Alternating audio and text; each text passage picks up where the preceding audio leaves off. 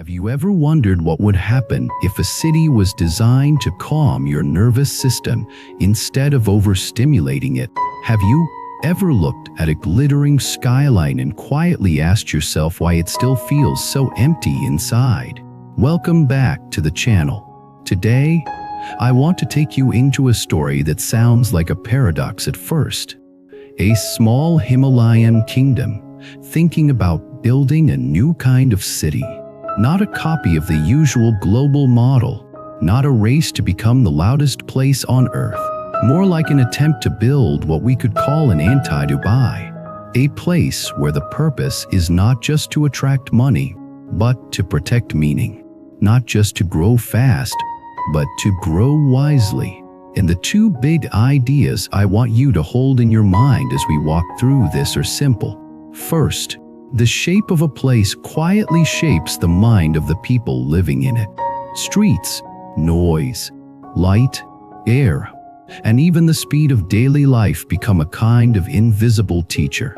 Second, if you build only for desire, you also build for dissatisfaction. But if you build with awareness, you give people a chance to meet life with steadiness, compassion, and clarity. So let us begin with the image most of us have when we hear the word modern development. Glass towers, luxury malls, artificial islands, a city that looks like it arrived from the future. The promise is always the same: opportunity, comfort, status, and entertainment on demand. And to be fair, there is real skill and ambition in that kind of building.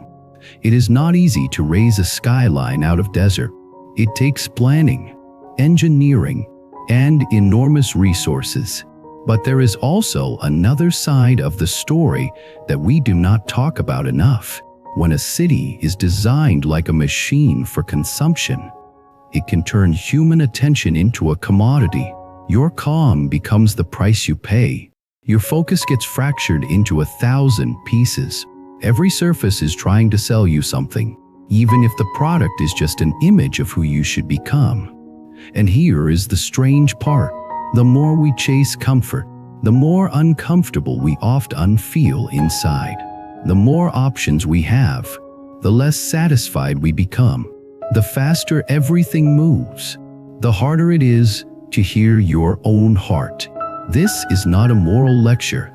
It is just something many people quietly notice after years of living in high-speed environments.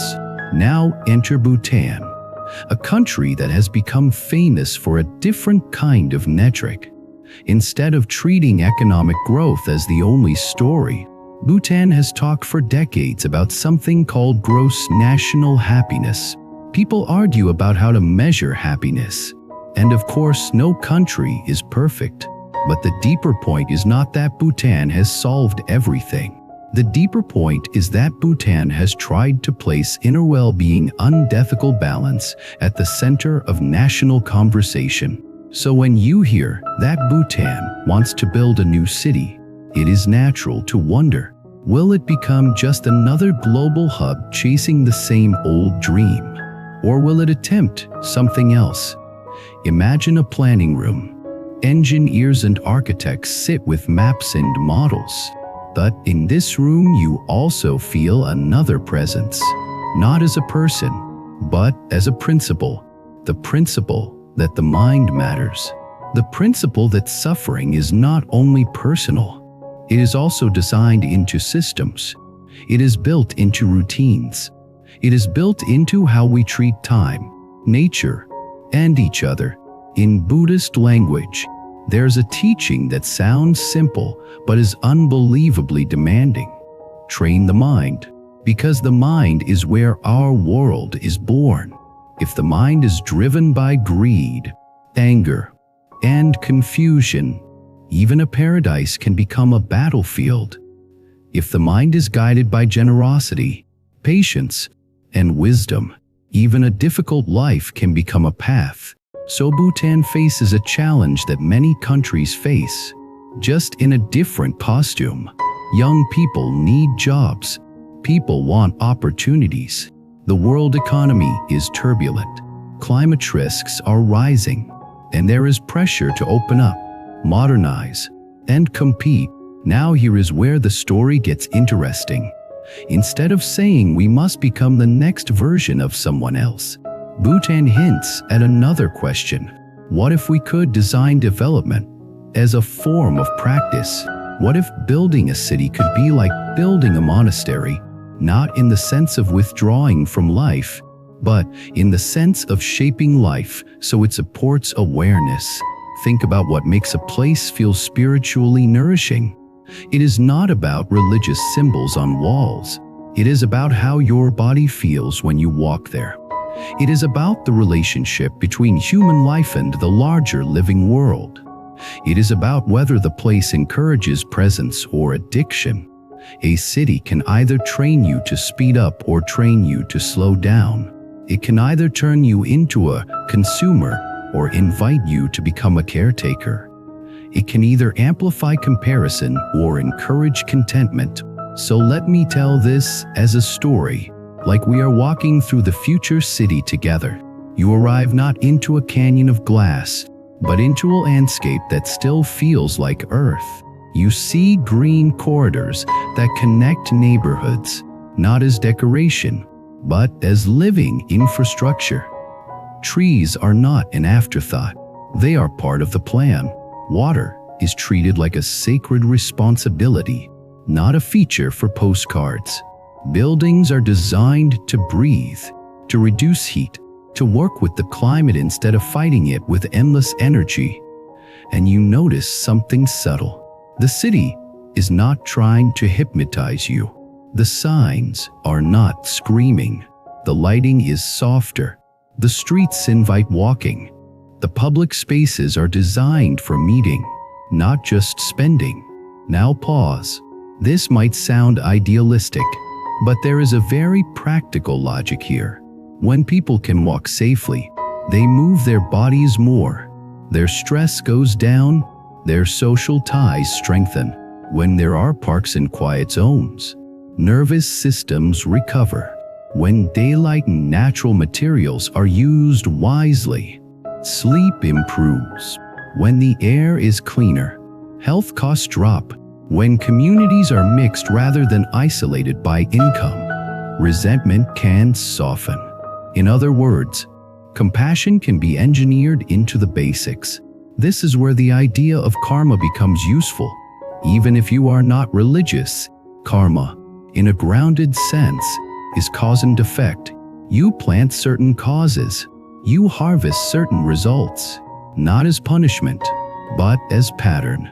If you plant the causes of constant stimulation, you harvest anxiety.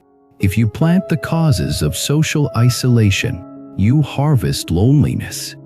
If you plant the causes of ecological destruction, you harvest climate instability. If you plant the causes of exploitation, you harvest distrust and anger.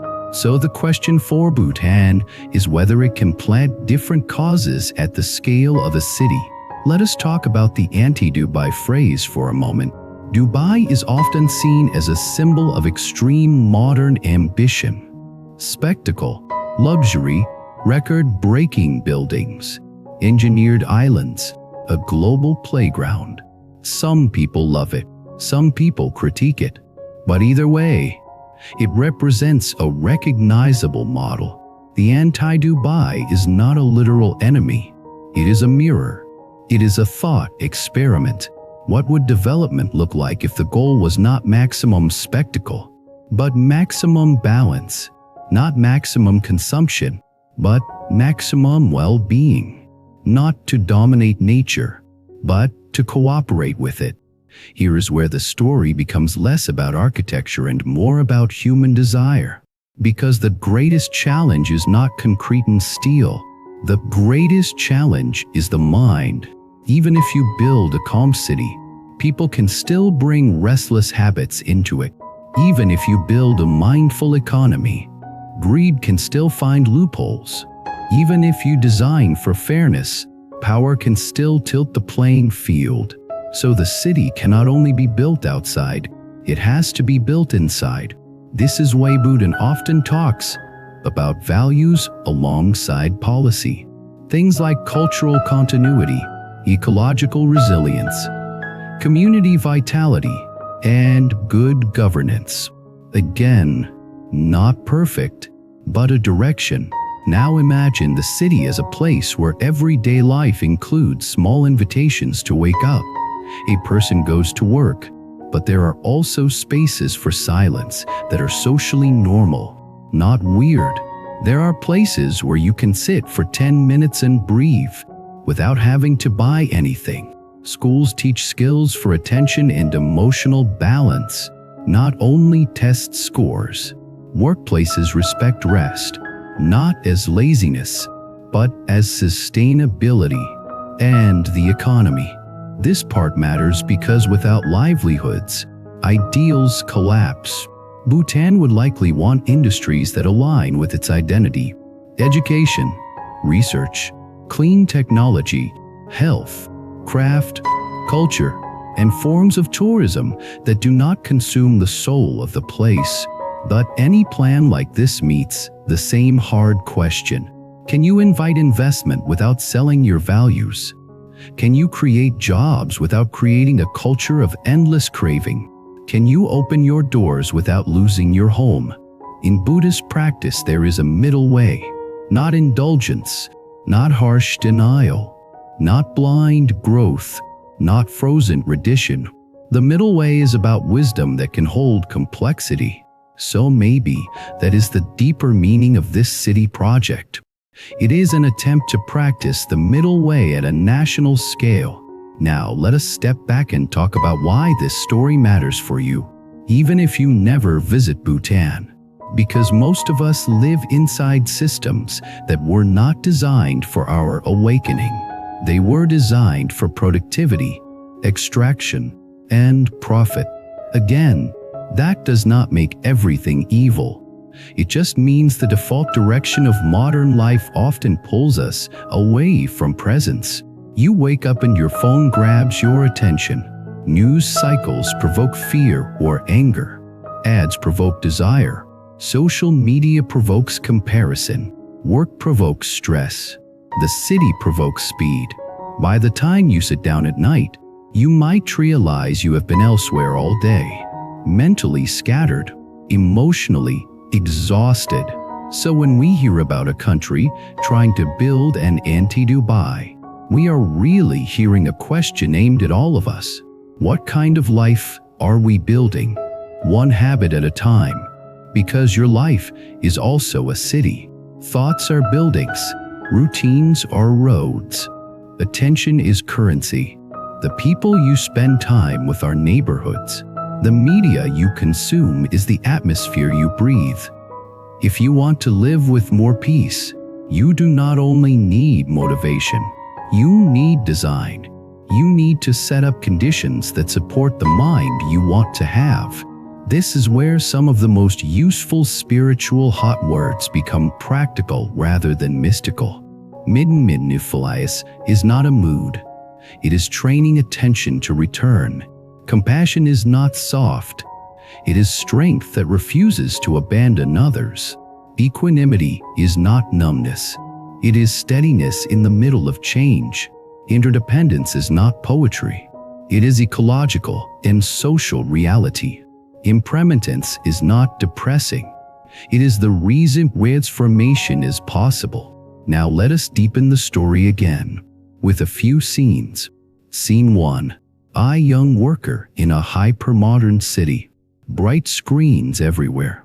Endless noise. They earn well, but every month the cost of living rises. The pace is so intense that meals become fuel, not enjoyment. Friends drift because nobody has time. Relationships feel transactional. They scroll at night to numb out. Sleep becomes thin.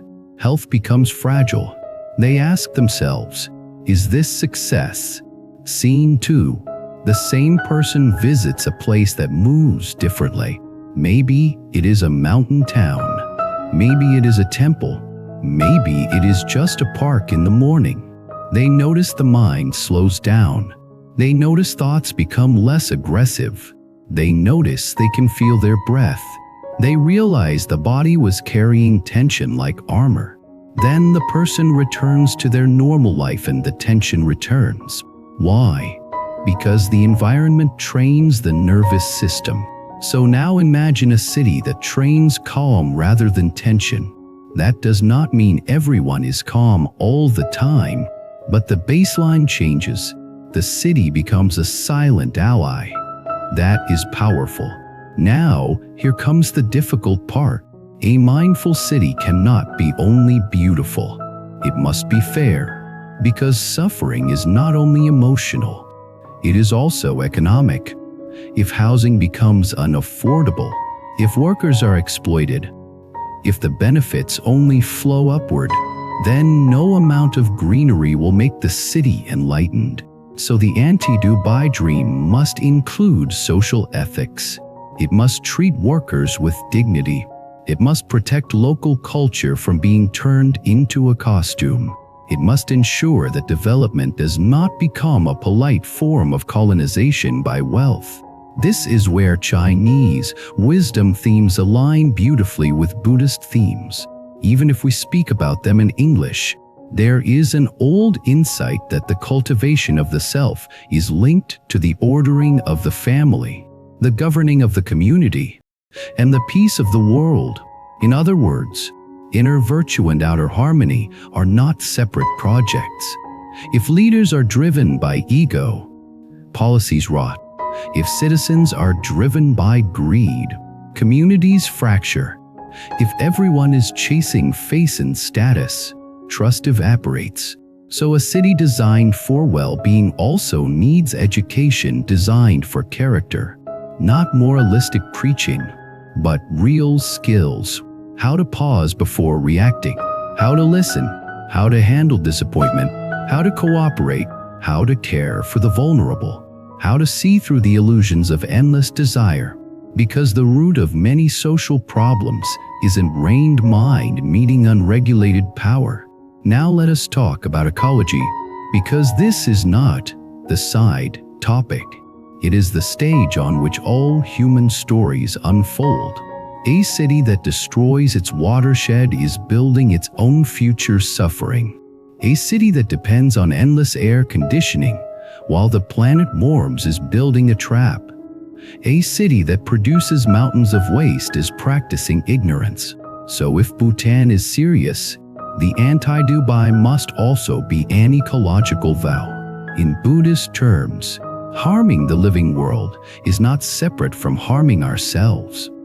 It is the same action in a larger mirror. When forests vanish, minds become more anxious. When rivers are polluted, bodies become ill. When climate extremes rise, the poorest suffer first, and social anger grows. So compassion must include the non-human world. Imagine a city where energy is clean by design, where buildings are efficient, where waste is minimized, where food systems support local farmers, where public transit is not a punishment but a comfortable norm, where nature is not boxed into tiny parks but flows through the city like a circulatory system. That kind of design is not just green. It is karmic intelligence. It is planting good causes for future stability. Now I want to be honest. There is always a risk that slogans get used as branding. A mindful city can become a marketing phrase. A happiness index can become a tourism pitch. Even sacred language can be used to sell luxury experiences to the wealthy. So the real test is not the drawings. The real test is governance and daily reality. Will local people feel empowered? Will cultural heritage be respected? Will nature be protected even when money pressures rise? Will the city serve the many or the few? These are the questions that determine whether this becomes a true anti-Dubai or just another version of the same dream wearing a different outfit. Now let me bring it closer to home with a simple practice you can try while listening. Look at your own week and ask, what parts of my environment make me more reactive? What parts make me more awake? What habits act like billboards screaming in my mind? What habits act like a quiet temple? You do not need to move to Bhutan to build an anti-Dubai life. You can start with small design choices. Create a morning space without screens for a few minutes. Walk in nature if you can, even a small patch of green. Simplify your inputs so the mind can digest. Practice 1 moment of compassion per day. A message to someone, a small help, a silent blessing. Reduce one needless desire that drains your time. Replace it with one nourishing activity that restores your clarity.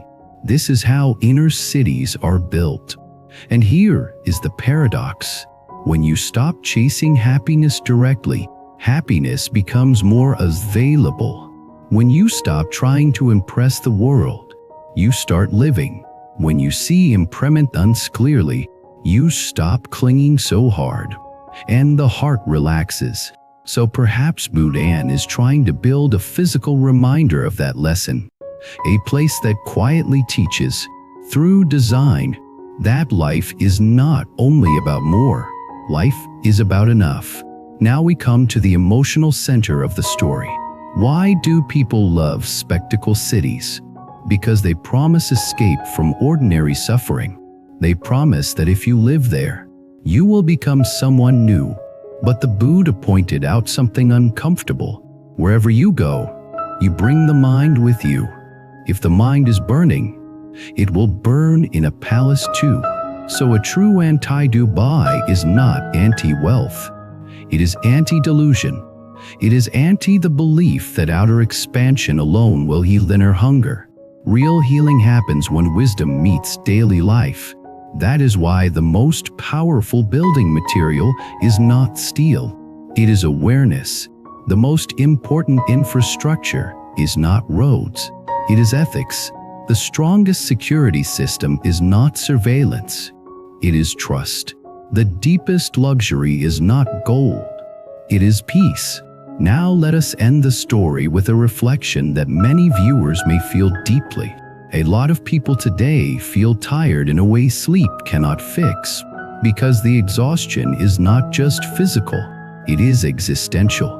It is the fatigue of pretending to be fine, pretending to be successful, pretending to keep up with a world that never stops asking for more. If you feel that, you are not alone. And this is why stories like Bhutan building an anti-Dubai can spark something inside. They remind us that alternatives exist, that we can choose different values, that we can design life around wisdom instead of compulsion.